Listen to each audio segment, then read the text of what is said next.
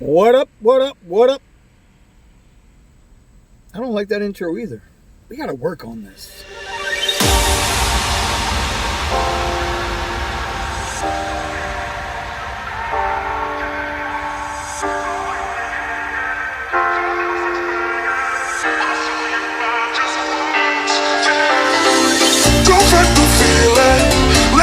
So, one of the things I see in the Facebook group all the time is the drivers that are kind of complaining about their ratings and being unfairly rated by passengers.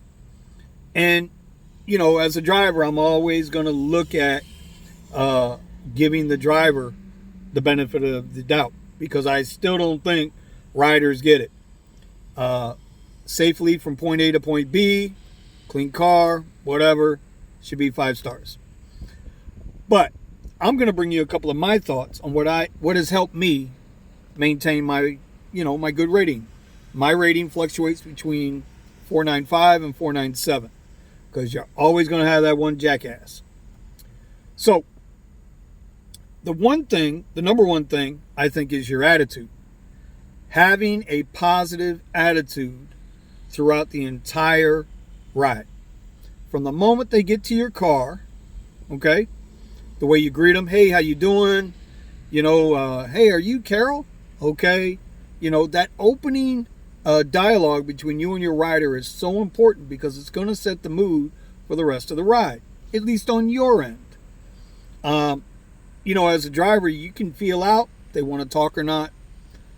Generally, I'll ask them, hey, how you doing? How's your night?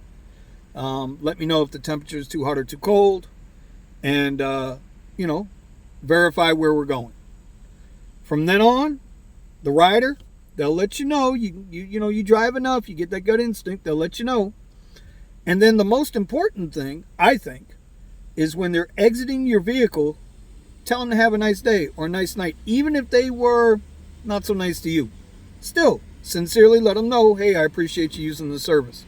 Because let's face it, if they don't use the service, you're still sitting in a parking lot somewhere trying to get a ride. So to me, your final comment to them is going to be what lasts. Now forgive me because I actually got the app on. Even though I normally don't drive on Thursdays, I came out tonight. Number 2, the vehicle. Doesn't matter what you're driving, 2005, 2015, 2019, I don't care. Whatever you're driving. Obviously, the car is supposed to be in good repair. But you got to keep it clean. Like I see a lot of pictures. A lot of you drivers out there, you guys use Uber or Lyft, right? And you get in the car and then you take a picture of the nasty floor mats or junk all over the front seat, whatever it is, and then you post it up, banging out, that driver. Keep your car clean, free from, look, you can't protect against all dirt. Shit happens. Bird shit's on your car after you get out of the car wash. You know how that is. But what I'm suggesting is keep your car clean.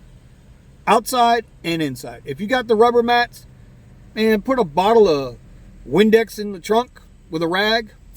Wipe the mats off. Keep your windows clean. The outside, it's going to get dirty. It's nature of the beast. And like down here in South Florida, if you're working the beaches, you're going to get beach sand. It's going to happen. But keeping your car clean when they first get in the car, man, that goes a long way also. So that's number 2. Number 3 is kind of debatable, but since I've been driving, I've been out here, it'd be 4 years now, New Year's Eve, I've been out here. I've always done water. I don't do mints, even though I have mints in the car for my other business. I don't generally offer I don't offer them at all, actually, to Uber or Lyft passengers, whether it's a Lux ride, Lux Black, or regular X or regular Lyft. I don't do regular Lyft, but you know what I'm saying. But the water, what I've always found about the water, I used to use the cheaper stuff when I was in, my Hyundai. But now that I'm in the Cadillac, I stepped it up $1. You can go to Walmart and you can get a dozen 10-ounce bottles of water, Sam's Club water, which tastes phenomenal, by the way. And it costs you $2. So it's it's not even 20 cents. You get a dozen for $2. You can't beat that. And all you got to do is just put them in there. Whether they drink them or not is irrelevant. And if they do, 99% of the time they take the bottles with them. At least that's been my experience. Right now I'm running Dasani's, and it cost me $2.50 for 8 of them. Yeah, I know, it's a little more money. But one tip covers that entire purchase. So my suggestion would be, hey, put a bottle of water back there. Ain't going to kill you. And if you look at your tips before the water and look at your tips after the water, I'm sure you'll see a difference. Again, this helps maintain that 5-star rating. I'm not saying you need to put water. I've seen cars that got the sacks on the back seats. They got water, mints, candy. Hell, I've seen one with tampons. And if you need me to verify it, I'll post a picture on my Instagram. I'm just saying the water doesn't hurt, right? And we all know that with all the other crap that's going on with Uber, your rating at some point is going to matter. They control that algorithm. And, I'm not talking about Uber Pro. I'm not talking about any of that horse shit. But they control the algorithm. And what happened out there in California with AB5, we don't know how that's going to play out. What's happening in New York with the minimum wage and limiting vehicles on the road, I mean, ask yourself one question.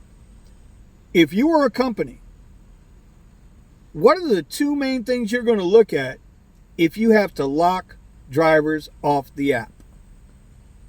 Acceptance rating, star rating, whether we agree with it or not.